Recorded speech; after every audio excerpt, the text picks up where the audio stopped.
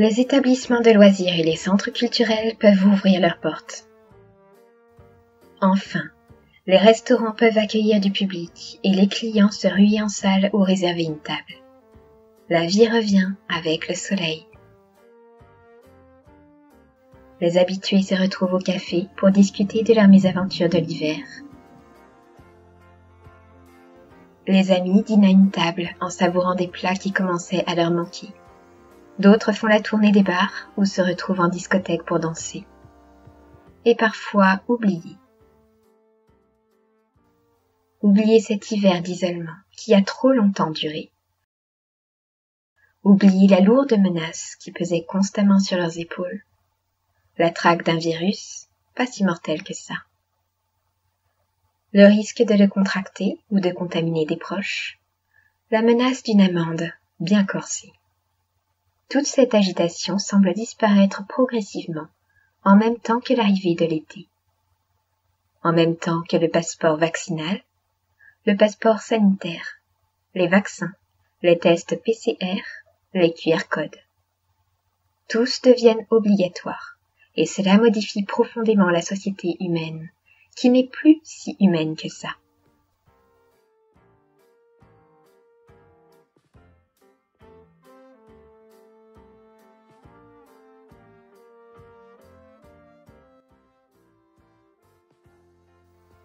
Désormais, si vous voulez manger à une table avec un ami, vous pouvez le faire, mais vous devez vous scanner en entrant dans la salle.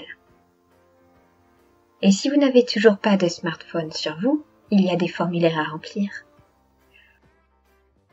Vous voulez aller voir un concert, aller à un festival, présenter un passeport sanitaire. Vous voulez voyager? Le passeport vaccinal est bientôt prêt. Vous ne voulez pas vous faire vacciner? Restez chez vous. Vous pouvez oublier la vie sociale.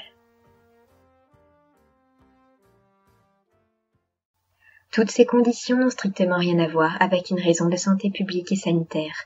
Il ne s'agit pas de sécurité. C'est une mesure politique, réfléchie.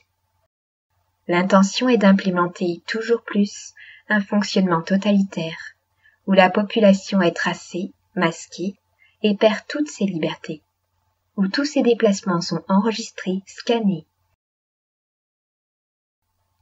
Pour rappel, en 2010 déjà, la Fondation Rockefeller étudiait un scénario de prise de contrôle via une pandémie virale qui permettait de développer l'industrie biotechnologique à vaste échelle. Il y a eu un scénario de grippe, dont voici les réponses qui ont été proposées. Réaction immédiate de la Chine avec mise en quarantaine obligatoire. Fermeture des frontières. Installation d'un régime totalitaire dans les pays de l'Ouest. Mise en place de restrictions telles que port de masque obligatoire. Et scan de la température corporelle à l'entrée des espaces communs comme les gares ou les supermarchés.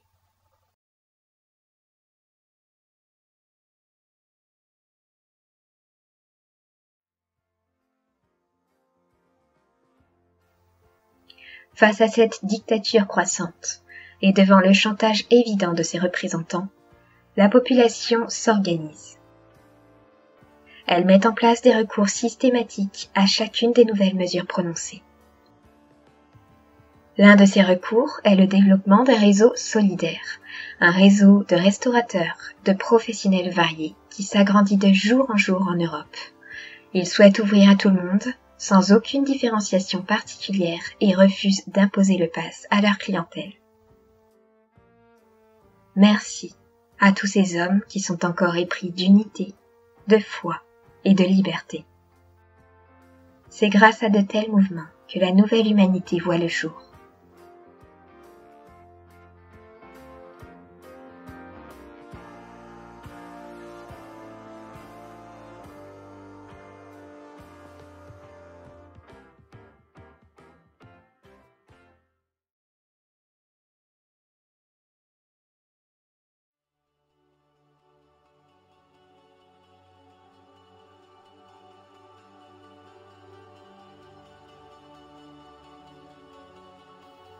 Suite au réveil des êtres qui dormaient depuis des milliers d'années dans les couches terrestres supérieures de la planète, dans les couches plasmiques, suite au réveil des dragons de lumière, au réveil d'Arthur et d'autres rois mages, la conscience véritable de Michael a repris sa place comme fervent protecteur de la terre Gaïa. Michael a repris son poste avec son équipe pour protéger le royaume terrestre et expulser les envahisseurs aliens et entités déchues qui détournent les lois.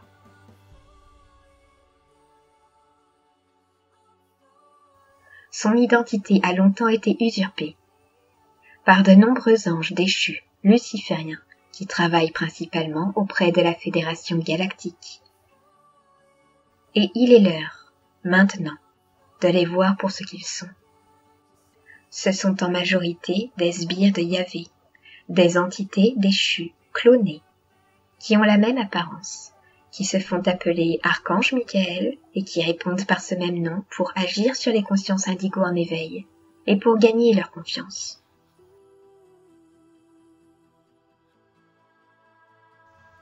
Ces faux Michael interagissent avec les groupes Anunnaki, la Fédération galactique, le commandement Ashtar, Yahvé. Tous sont alliés pour créer leur propre version d'ordre mondial. Une version non transhumaniste, certes, mais une version qui célèbre une hiérarchie angélique déchue, dont l'humanité devient dépendante. Les faux Michael se rencontrent fréquemment dans les pratiques du New Age, au cours de stages organisés, de formations, de cérémonies, de rituels, en utilisant une version déformée de l'épée de la flamme bleue qui vient rompre des séquences ADN de cristal ou déformer des codes divins.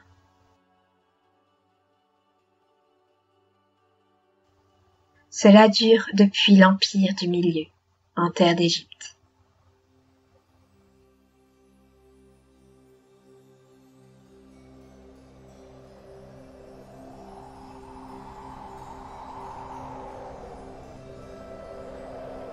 L'identité de Michael a été usurpée il y a de cela bien longtemps.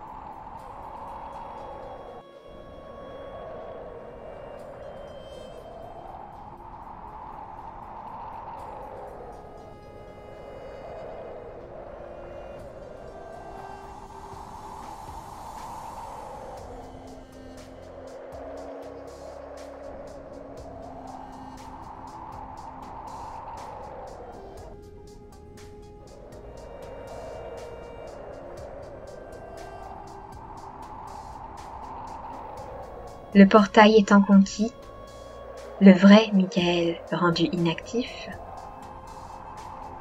Thoth savait que cela resterait inchangé jusqu'à cette fin de cycle d'ascension que nous vivons.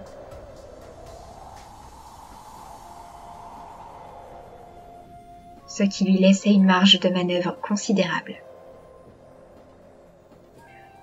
Il a utilisé des êtres du même sang, de la même famille que Michael, pour en faire des clones, des esclaves sous son contrôle. Et depuis, à chaque incantation faite au nom de l'archange Michael, par des disciples, par des étudiants ou par des serviteurs, les faux archanges Michael intervenaient. Il est vraiment important de prendre de la hauteur face à tous ces événements. Beaucoup de personnes présentes à l'époque égyptienne sont ici, aujourd'hui, incarnées maintenant, pour pouvoir prendre de la hauteur, s'extraire de cette ligne de temps passé, en comprenant et en prenant d'autres décisions éclairées. Pour certains, c'est aujourd'hui que la révélation a lieu. La grande révélation christique bouscule. Et cela va continuer, encore et encore, car c'est la seule voie qui mène à la libération totale. Les objectifs cachés des élites vont continuer de paraître au grand jour, et avec eux les objectifs cachés des êtres qui les contrôlent. Cela implique que nous sachions nous remettre constamment en question, que nous fassions les choix les plus justes qui s'offrent à nous, avec cœur, courage, foi et pardon. Michael aujourd'hui a repris son flambeau. Sa famille se libère malgré les tentatives démesurées de la maintenir captive. Tous les imposteurs qui continuent encore de se faire passer pour lui vont avoir à répondre de leurs actes. Et avec eux, ceux qui les contrôlent.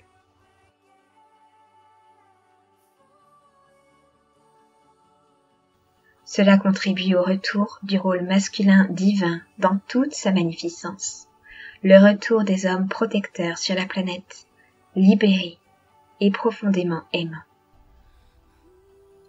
En tant que fervent défenseur de la Terre, protecteur des mondes de la matière, Michael fait partie des rois mages templiers universels qui maintiennent les réseaux de lignes énergétiques en fonctionnement sur Terre et dans le reste de l'univers.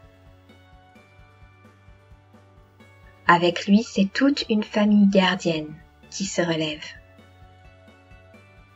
Nous allons donc vers une nouvelle version de la Terre, libérée, qui va n'avoir de cesse de nous surprendre tellement ses possibilités deviennent vastes et infinies.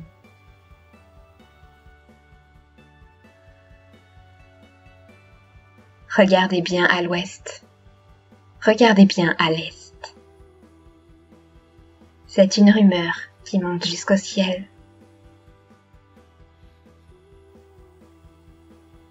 Vient le temps des nouveaux rois soleil.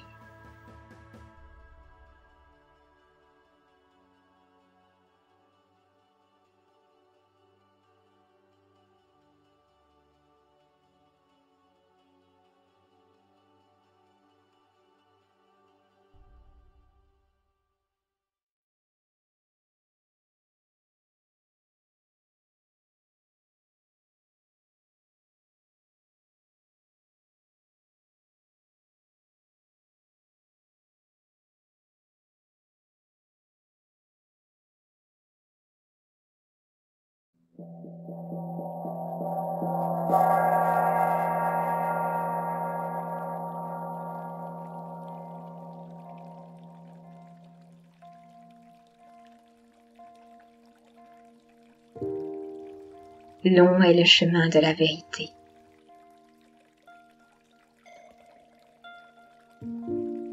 Patience et témérité mènent à la justice.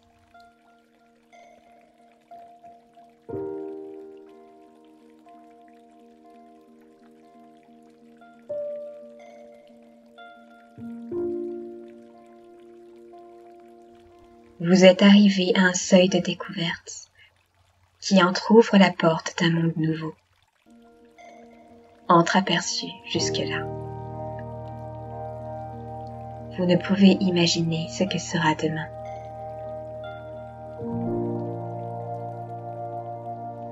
Il y a tellement de beauté à venir, de vérité à contempler, de compréhension à approfondir et de royaumes à traverser. La route est longue depuis le seuil de la porte, et tellement facile à emprunter lorsqu'elle est observée comme elle vient.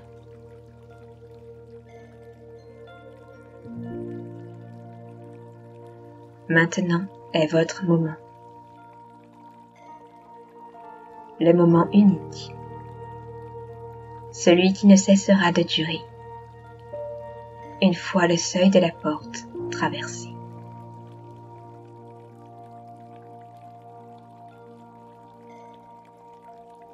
Les mondes se chevauchent sur l'horizon.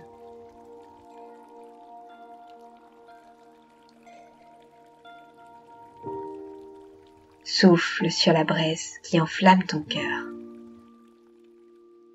Souffle sur les dunes éclatantes qui dessinent l'horizon. Souffle avec amour, force, entrain et légèreté.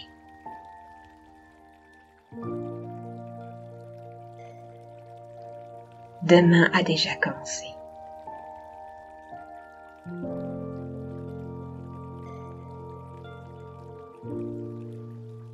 Nous naissons du souffle de l'instant. En toi, la vie reprend. Souffle.